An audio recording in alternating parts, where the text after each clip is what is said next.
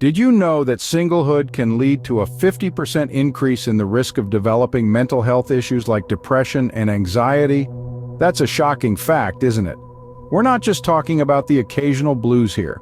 We're diving into the deep end of loneliness, the gnawing emptiness that can sometimes engulf those living the single life. And it doesn't stop there. Depression, anxiety, these are not just words. They are serious mental health conditions that can drastically affect one's quality of life. Now, let's not forget about emotional well-being. It's the cornerstone of our overall health. When we're emotionally healthy, we can handle life's challenges, build strong relationships, and recover from setbacks. But when you're single, maintaining that emotional balance can often feel like a tightrope walk. But don't worry, being single doesn't mean you're doomed to feel this way. There are ways to navigate singlehood healthily, and one of those is setting standards. So what does it mean to set standards in the context of singlehood? Let's delve into that. Standards, by definition, are a level of quality, achievement, or a form of behavior that is considered acceptable or desirable. When we talk about setting standards in singlehood, we are essentially referring to the establishment of personal benchmarks for emotional well-being and satisfaction. Let's begin with personal boundaries. Think of these as invisible lines that separate you from others. They protect your sense of self, your dignity, and your ability to make choices for yourself. Personal boundaries might include your right to privacy, your physical space, or your comfort levels in social situations.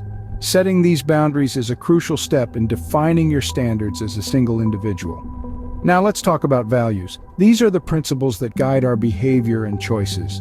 They're the yardstick we use to measure what's important to us, what we're willing to stand for, and what we're willing to compromise on. Our values can influence our standards in singlehood. For example, if honesty is a value you hold dear, then a standard you might set for yourself could be to only engage in relationships where honesty is a mutual expectation.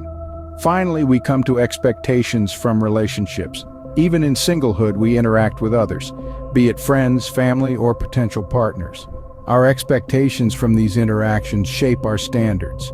If you expect respect in a relationship, then that becomes a standard for you. If you expect emotional support, then that is another standard. Setting standards are not about being picky or demanding. It's about understanding what you need and deserve in a relationship.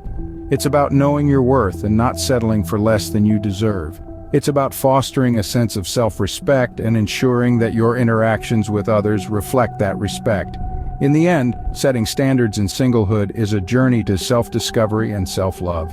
It's about becoming the best version of yourself, for yourself. Setting standards are not about being picky or demanding. It's about understanding what you need and deserve in a relationship. Now you might be wondering, how do these standards contribute to emotional well-being? Well, let's take a moment to unpack this. Firstly, setting standards can lead to healthier relationships. When we set standards, we establish a clear understanding of what we expect from others. These expectations aren't about making demands on other people to meet our needs, but rather about recognizing what we need for our own emotional health.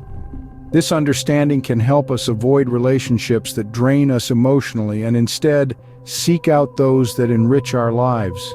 Secondly, knowing our worth is empowering. It's like being the owner of a precious gem. You wouldn't sell it for less than what it's worth, right? The same principle applies to our emotional well-being. By setting standards, we acknowledge our worth and refuse to settle for less. This paves the way for self-respect and self-love, crucial components of emotional well-being. Thirdly, clear boundaries and expectations can significantly reduce stress and anxiety. Have you ever been in a situation where you felt uncertain about someone's intentions or expectations? It can be quite unsettling, can't it? When we set standards, we create clarity for ourselves and for others. This clarity can eliminate a lot of the guesswork and potential misunderstandings that often lead to stress and anxiety. So you see, setting standards is not about being demanding or difficult. It's about acknowledging your worth, fostering healthier relationships, and reducing unnecessary stress. It's about being kind to yourself. When we set standards, we put ourselves in a position to make choices that align with our emotional health and well-being, rather than being swayed by external influences or temporary emotions. In essence, Setting standards is like setting a compass for our emotional journey. It gives us a sense of direction and helps us navigate through the complexities of relationships and singlehood.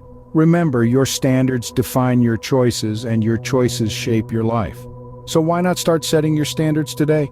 Embrace the power of standards for your emotional well-being. Setting standards in singlehood is not a one-size-fits-all concept. It's a personal journey. A journey that starts with you and ends with you.